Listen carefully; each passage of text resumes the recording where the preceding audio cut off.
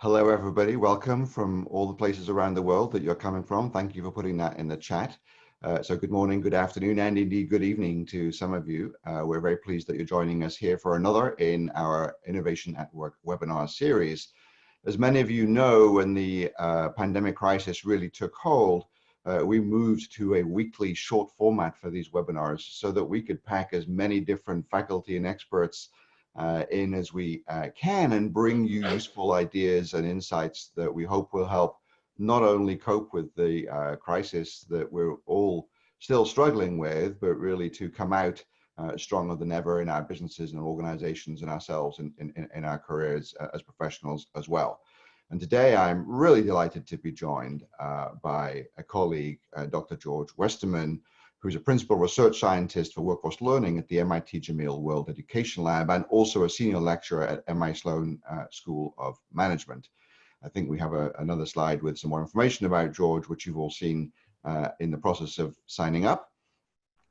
Where George is a really very highly acclaimed and recognized author for his research on the impacts of digital business that is really very practical and not just a theoretical kind of treatment of the subject.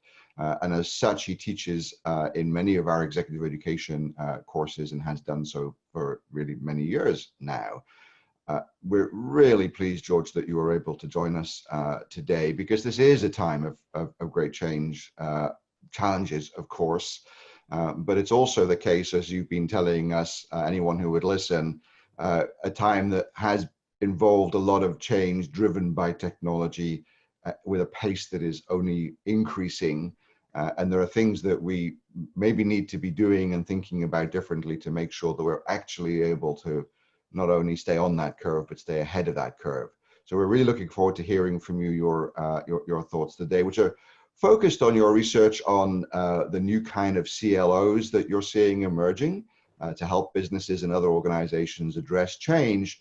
But as you've pointed out to us, is also extremely relevant to every leader and all of us as professionals in different organizations to understand what we need to know our organization should be doing and how we should be doing it. So with that, George, I know we've got some bullet points about things that you're going to cover, which we'll leave people to read there while I just hand over to you and invite you to take the stage.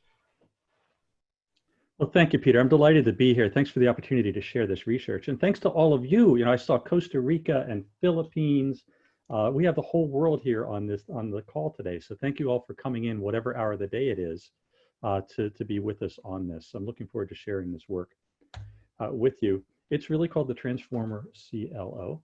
And it really is the right model for today's challenging times. The interesting thing about this research is we did this in January. We published it before anybody knew how to spell COVID, and everything has changed so much, and these, if anything, are even more relevant than it was before. So I've been 18 years now at Sloan, and all that time has been focused on rapid technology change and what leaders can do to really drive transformation and really thrive in that environment with your companies. And one of the critical things that I've learned over that time that kind of underpins the whole challenge for organizations is what I call the first law of digital innovation. Now, many of you know Moore's law. Moore's law says that technology is changing rapidly. In fact, it's an exponential. It doubles every 18 to 24 months in its power. And that really is a challenge for organizations. George's law, I'll call it George's law, we'll call it the first law of innovation, or digital innovation, is that while technology changes quickly, organizations change much more slowly. And that has huge implications, because there's no way that organizations can keep up with every technology that comes through. You need to envision how you're going to be a different kind of company. You need to then drive a set of changes that happen to transform, but then you also need to have the capability to keep on changing as you move forward. And so it's not a technology problem, it's really a leadership problem, as we have been doing all of this digital innovation over the years. Now, having said that, having said technology changes so quickly, now along comes this interesting actor, coronavirus, and it has changed everything for us very quickly. In fact, there's a joke going around, right? Who led the digital transformation of your company? Was it the CEO, the CTO, or was it COVID? And we know that as we've gone to everybody working from home, if we've gone to telemedicine, if we've gone to distance education like we're doing here, we did 10 years of change in 2 or 3 months because COVID made it mandatory. But the challenge is this: COVID's not a technology, but it's certainly led changes to happen. As we've made all those changes happen, we've changed really quickly. But did we change well? And if you're like most of the organizations that I've interacted with, most of the leaders I've interacted with over the last couple of months, there was this rapid shift to just figure out how we get online. And now we're just trying to figure out how to then come back in the right way, whether it's in the office or not. This is an opportunity, but there's more than just figuring out how the processes are going to work and where the desks are going to be and what the business model is going to be. We don't know what the future looks like. We only know it's going to be different from the way it is now. And we know also the next year it'll be different and different and different again. The real challenge here is not just to figure out what it's going to look like when we come back. The real challenge is to put the capability into the company so that we can be resilient and we can adapt as this whole change rolls out. It's the same kinds of things we were talking about with technology change, accelerated through COVID, and it's even more important now. We don't want to just train skills. We want to train people to be able to be resilient, to be able to adapt, to be able to help to drive that change forward over time. So one of the challenges is that adaptation and change is a learned behavior. The new skills that people need to be learned, and yet the learning organizations in many companies have not kept up with the rest of the economy, have not kept up with the rest of what is needed by the company. And you know what we found in this research, and we've interviewed 19 companies and now well over 24 companies in this area, we found 2 different kinds of CLOs, Chief Learning Officers. We found the traditional model, the trainer, put up a lot of courses, go take the course when you want to do it. Maybe there's been some change and some of these courses are digital instead of being in person, but it's been a budget line item. It's been kind of take orders. What do we need? We'll do it. And it's been about delivering content for skills for now, or for compliance things for now. That's the same model I've seen throughout my entire career. A new model is emerging, and that is the role of the transformer. That the role of the CLO is not just about training anymore. It's about cultivating in everybody and cultivating in the company the ability to grow and to change and to thrive in this rapidly moving world. The transformer is a much more strategic role. It's not just a budget item, it's an investment in going forward. It's a true partner in driving change. That also means, in addition to helping the organization get the capabilities it needs, the unit itself is constantly growing and changing and transforming. It's about the capabilities not only for now, but also for later, so we can go. Now, as I said, this new model is emerging. It is a new model, but that older model is under threat. So if you are constantly getting your budget questioned, if you're constantly having people wonder about what you're delivering for what you're doing, that's because you're in the trainer model. And that needs to, as you move to the other one, that will change. On the other hand, you also have the opportunity, as you make this change happen, to pick up that more strategic role and to do the kinds of things that hopefully you wanted to do all along to make them happen. Now, that's the setup. You have a choice to make, trainer or transformer. But the critical thing also is this is not just for CLOs. If you're a chief learning officer, you're hearing about these things. These are changes you need to be driving. If you're in learning development in general, be ready for these, help to drive these changes. But the other side of things is the organization needs this. So if you're a CXO, if you're a leader somewhere around the company, if you're anyone else in the organization who needs to learn and grow, this new model is what's needed, and you can help your learning and development people to understand this is needed and help to make that change happen. So what did we see in the change from the trainer to the transformer? Really 3 transformations that were going on. Number 1, the Transformer CLOs are driving changes in the goals of learning. It's from developing skills to developing the mindsets and capabilities so workers can perform well now, but they can also adapt smoothly. This is different from the way many training organizations are set up now. It's in many ways the way that we have said all along that they need to be set up. It's becoming possible and becoming better now. It's time to shift that thing. The other change, methods. Learning is becoming more personalized. It's becoming more atomized. It's more digitized. It's not just a matter of putting up a bunch of digital courses and say, go take those. It's becoming more learning centered. It's becoming more atomized and in the moment. It's available when and where it's needed. And the last is there's a change going on with the learning departments themselves. They're becoming leaner. They're becoming more agile. They're becoming more strategic. They're delivering experiences, not just courses. They're signing up for responsibility to help drive change, not just to provide inputs so other people can drive change. So what I want to do with the next few minutes is just talk about what it means to do these three things a little bit more, which is a very short webinar. And so then we can do some more questions.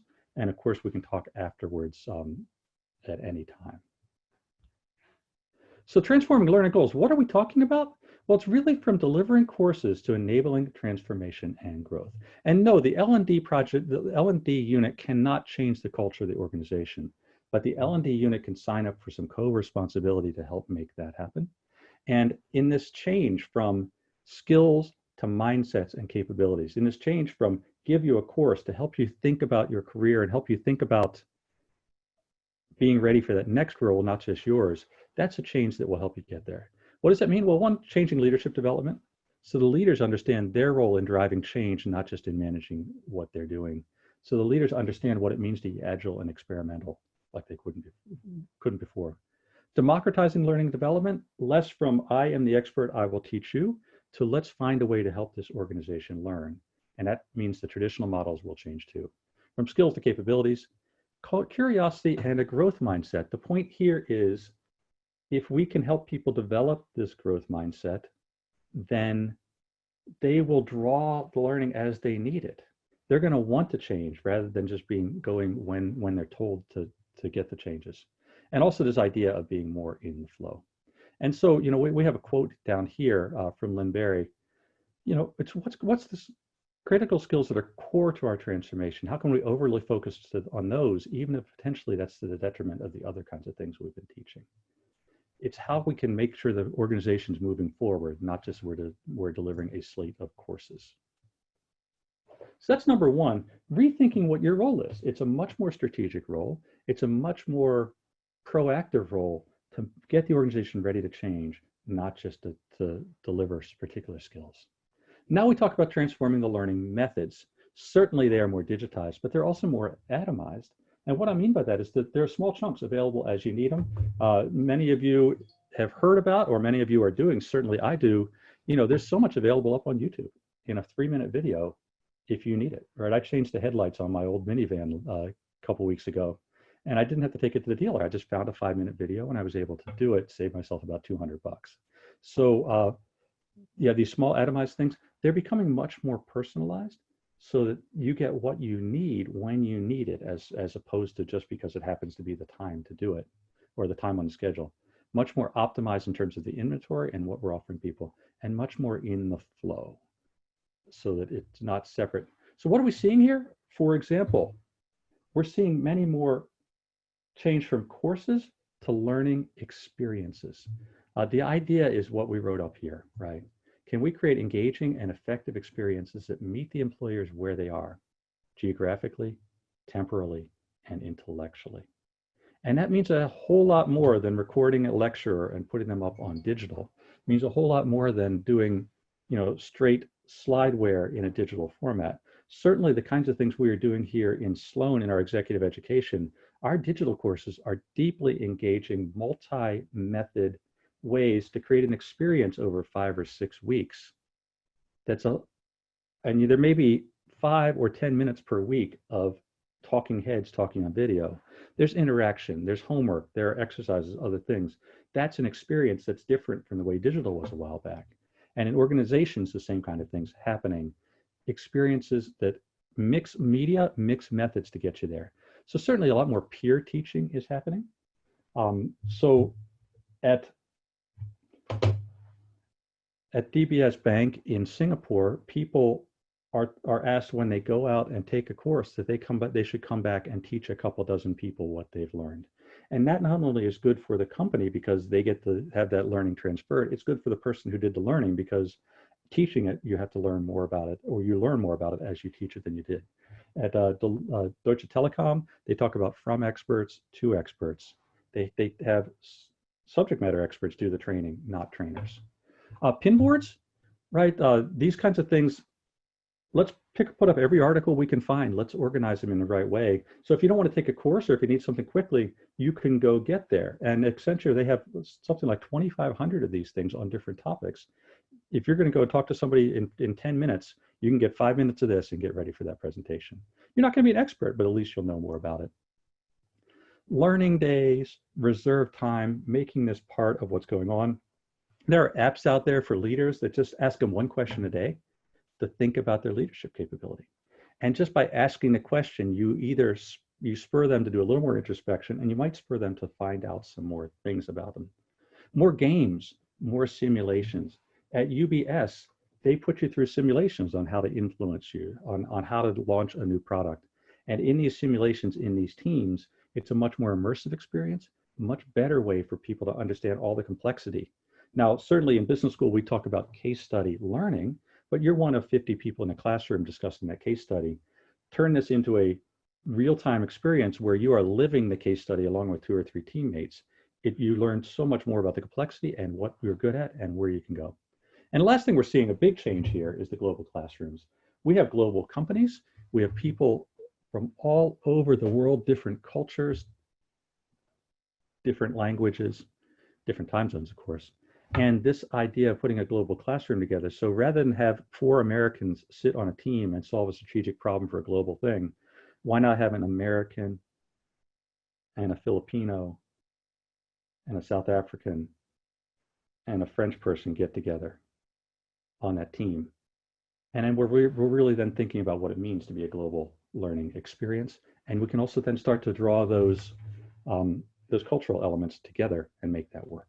So you see, this is very different. These are experiences with multiple approaches. This is not your old traditional way of doing learning. One of the things I want to emphasize in this is this idea of the 3 I's. In the 3 I's, we call them instruction, introspection, and immersion.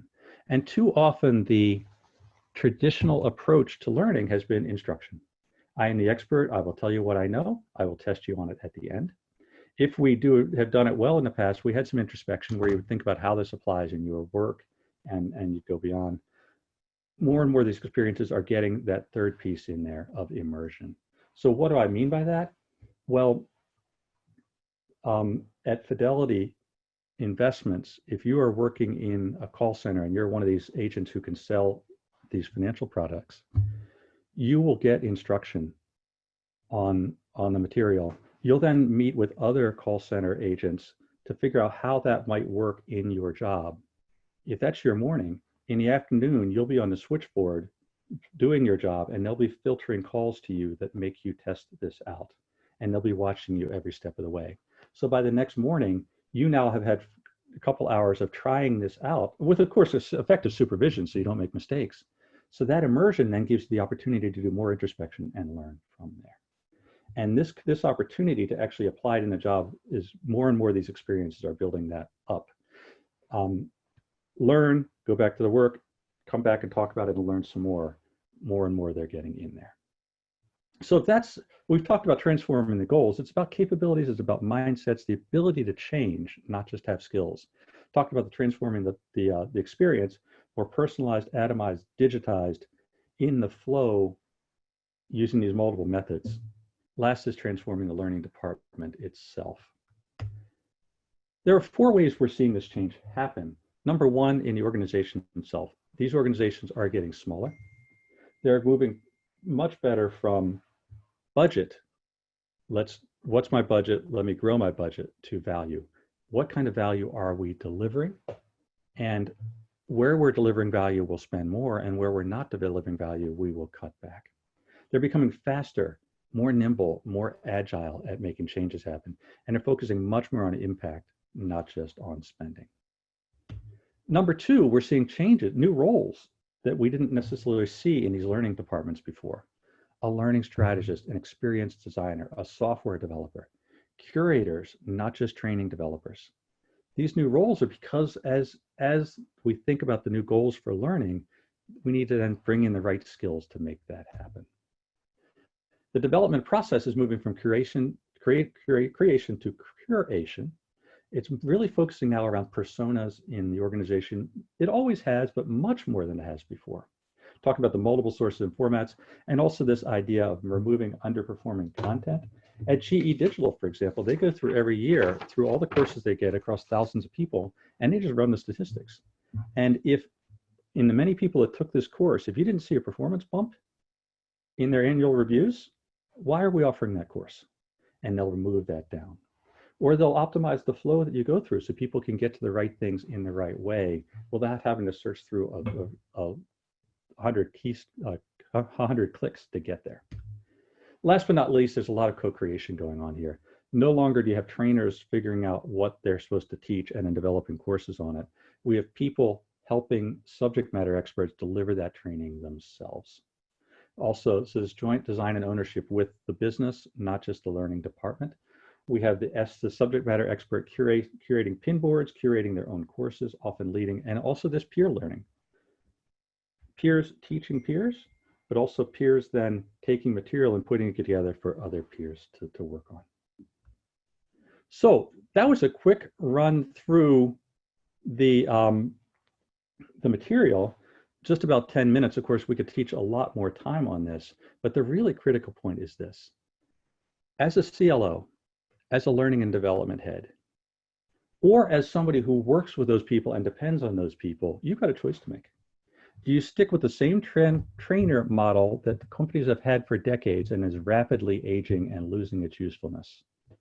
Or do you adopt this transformer role to help the organization to be ready and to stay ready for changes as they move along?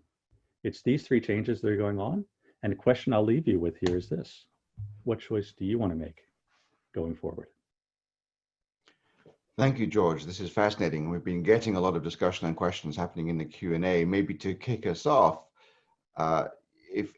what advice would you give, sort of the most important thing that a CLO who gets this but doesn't find that their organization is, or their CEO is receptive to this way of looking at the world? And maybe, also by extension, what if you're not sure that your CLO really gets this, if you're a business leader, for example, and you buy into, we need to develop our capabilities, our ability to change, all these things, but my learning department is still pretty traditional. What's your advice to those two kinds of people with that challenge? If your boss doesn't get it, then the opportunity you have is to use these examples that you're seeing from a different around the world in this article and other places you're seeing them, and just come out and say, what if we tried this? What if we tried this? And the first couple times your boss may be a little bit annoyed, but if you do it 3, 4, 5, or a dozen times, your boss may start to realize you've got something good to say, and you might get the opportunity to try it. In fact, you might be able to try this and then bring it in and show that it works. If you are a CLO, it's a little more challenging because you want to also get the budget to go with it.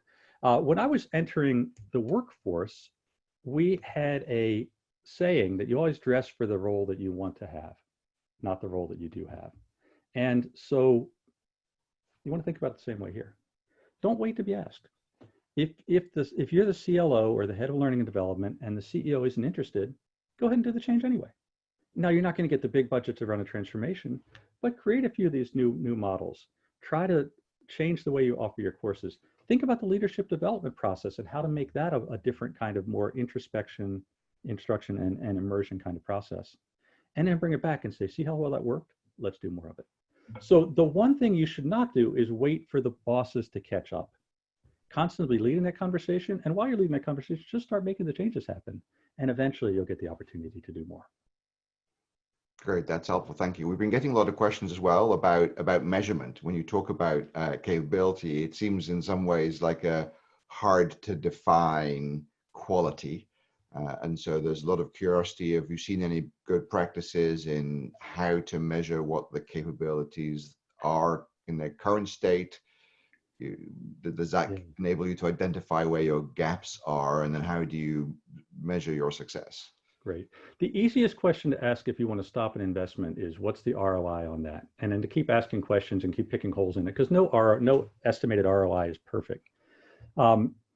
the best way to deal with that is to start focusing on the measures that matter, not just the ROI. So as you said in capability, what we can talk about then is there are self-assessments, there are 360s to start saying how well are people adopting these more adaptive and flexible ways of thinking. How there are mindset things we can do to help to measure that. But I would go even beyond that. Many jobs are inherently measurable and we measure them all the time. So the way to figure out whether this stuff's working is to figure out whether people's performance improves in those jobs, in call centers, in factories, in programming, these kinds of things. We have ways to do that now. If you have a job that's harder to measure, then these 360s, these other elements can get there. If I can say one other thing that's important though, in marketing, we have this idea of the Net Promoter Score. And it's a wildly imperfect measure, but it's a measure that works really pretty well.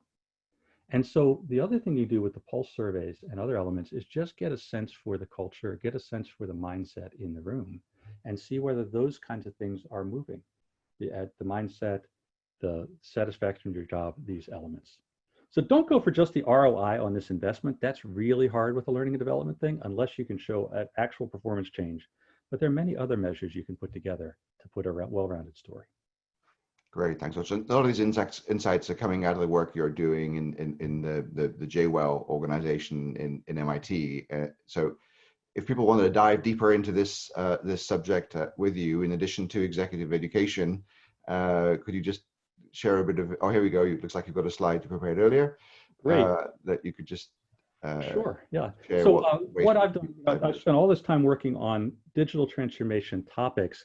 And one of the challenges has been how can we make sure the people are ready for this, not just the organizations changing. And one of the things we're doing here at Jameel World Education Lab is really trying to transform education globally. And so I run workforce learning, and that's really about this. That's about delivering the right skills to the right people in the right way at scale. And certainly if you are interested in doing this in your company or in your more broad community, we'd love to talk to you more about that. In fact, if I could, Peter, there's one other thing I wanted to show, which is here. September 15th, we're going to do a workshop on these CLO concepts. It'll be about a half day. And what we'll do is we'll talk about what does it mean to transform the learning with some great experts, including some of the people from the article. What does it mean to transform the way your learning department works? And what does it mean to transform the way people think about consuming this material? So we'll have panels, we'll have some group discussions to help go forward on it. So if you're interested, please come and sign up for our workshop on this topic. Great, thank you, George. There's so much material here and there's so much for us all to learn. It's almost a case study in what you're talking about. And I'm sure you'll get more people joining this workshop now as well. So thank you. We know how busy you are. We really appreciate you spending the time with us today to introduce these ideas and this material. And we hope that you'll continue to do this great work, which informs what we do as well here in the Sloan School.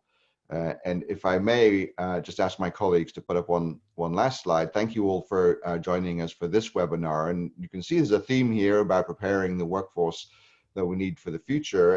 And so I'm delighted that our next upcoming webinar will be with another Sloan colleague, Professor Tom Koken, who is really one of the leading researchers and thinkers in the country and globally about the future of work and workforce preparation. And he's been applying all of that insight and research and knowledge to helping society really and government think about what is the future of work going to be in the post-COVID world, what do we need to be doing now, and what will we need to be doing in the future. So that will be a great continuation, I think, building on these amazing ideas that George has been sharing with us today. So thank you, George. Thank you all for joining us, and hopefully we'll see many of you next week. And thanks for the opportunity. Thanks everybody for being here. Thanks for the opportunity to be with you, Peter. I love working with your group. So thanks for doing this. Welcome.